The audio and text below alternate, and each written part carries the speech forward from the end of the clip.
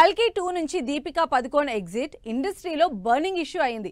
దీనిపై Vyjayanthi movies Nag Ashwin tweets viral అవ్వడంతో ఇప్పుడు అందరి టెన్షన్ అంతా దీపికా రియాక్షన్ మీదే.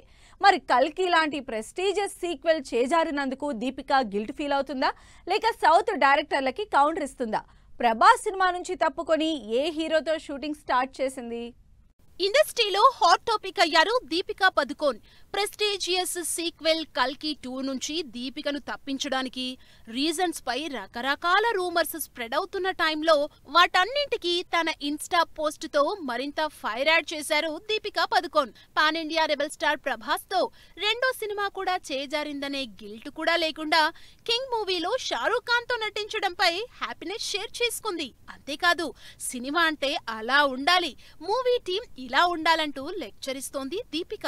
షారూక్ ఖాన్ తో కింగ్ సినిమా చేస్తున్న దీపికా పదుకోన్ బాద్షాతో ఆరోసారి స్క్రీన్ షేర్ చేసుకోవటంపై హ్యాపీనెస్ షేర్ చేసుకున్నారు. దీంతో పాటు 18 years బ్యాక్ ఓం శాంతి ఓం సినిమా టైంలో షారూక్ తనకు చెప్పిన పాఠాన్ని ఇన్స్టా పోస్ట్ లో షేర్ చేశారు.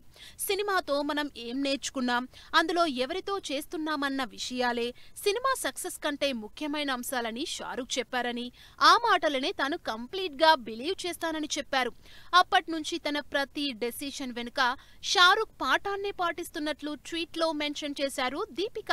షారూక్ ఖాన్ కింగ్ సినిమాలో దీపిక నటిస్తున్నట్లు గతంలో డైరెక్టర్ సిద్ధార్థ్ ఆనంద్ అనౌన్స్ చేసిన విషయాన్ని తన ఇన్స్టా పోస్ట్ తో కన్ఫర్మ్ చేశారు. అయితే దీపిక తన ఇన్స్టా పోస్ట్ తో కల్కి 2 టీమ్ కి ఇండైరెక్ట్ కౌంటర్ ఇచ్చిందంటున్నారు బీటౌన్ జనాలు. కల్కి 2 నుంచి తనను తప్పించడం పైనే కామెంట్ చేసిందంటున్నారు. దీంతో ఇండస్ట్రీలో హాట్ టాపిక్ గా మారిన ఈ బర్నింగ్ ఇష్యూకి ఇంతటితో ఎండ్ కార్డ్ పడుతుందా, లేక దీనిపై కల్కి 2 టీమ్ రీకౌంటర్ ఇస్తుందా అని ఎదురు చూస్తున్నారంతా.